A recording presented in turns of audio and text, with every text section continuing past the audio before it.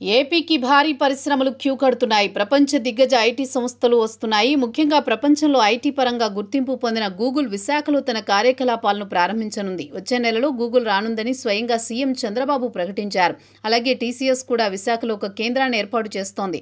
ఉమ్మడి విశాఖలోని ప్రైవేటు ఉక్కు కర్మాగారాన్ని ఏర్పాటు చేస్తున్న సంగతి తెలిసిందే. ఆర్సెలర్ మిత్తల్ కంపెనీ స్టీల్ ప్లాంట్ను ఏర్పాటు చేయనుంది. కలెక్టర్ల సమావేశంలో సీఎం చంద్రబాబు వీటిపై మాట్లాడారు. మౌలిక సదుపాయాలపై ఆదేశాలు జారీ చేశారు. ఉత్తరాంధ్ర, రాయలసీమ ప్రాంతాలు అభివృద్ధిలో పోటీ పడుతున్నాయని అభిప్రాయపడ్డారు సీఎం చంద్రబాబు. అయితే ఈ కలెక్టర్ల సదస్సులో సీఎం చంద్రబాబు కొత్త టాస్క్ ఇచ్చారు.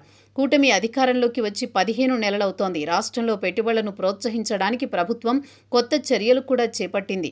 పెట్టుబడి ప్రతిపాదనల గురించి తెలుసుకునేందుకు కలెక్టర్లకు ప్రత్యేక లాగిన్ సౌకర్యం కూడా కల్పించింది. ప్రతి ప్రాజెక్టును త్వరగా పూర్తి చేయడానికి ఒక కాలపరిమితిని కూడా నిర్ణయించింది. ఎకనామిక్ హబ్లో సమస్యలు పరిష్కరించడానికి ఒక అధికారిని నియమించేందుకు కూడా నిర్ణయం తీసుకుంది. ప్రస్తుతం ఉన్న 20 క్లస్టర్లతో పాటు కొత్తగా 30 క్లస్టర్లను ఏర్పాటు చేయనున్నారు.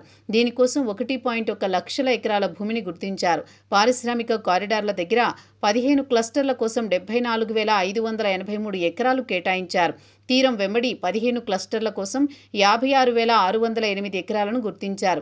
భూసేకరణ ప్రక్రియను వేగవంతం చేయడానికి అవసరమైతే పదవీ విరమణ చెందిన అధికారులు, ఉద్యోగుల సాయం కూడా తీసుకోవాలని ఒక నిర్ణయానికి వచ్చారు. ఏపీలో పరిశ్రమల ఏర్పాటుపై చంద్రబాబు ఫుల్ క్లారిటీ ఇచ్చారు. రాబోయే రోజుల్లో పారిశ్రామికంగా ఏపీని అభివృద్ధి పథంలో నిలుపుతామని చెప్పుకొచ్చారు. రాయలసీమలో కడప ఉక్కు కర్మాగారం, కొప్పర్తి, ఓర్వకల్లో పరిశ్రమలను అభివృద్ధి చేస్తున్నట్లు చెప్పుకొచ్చారు.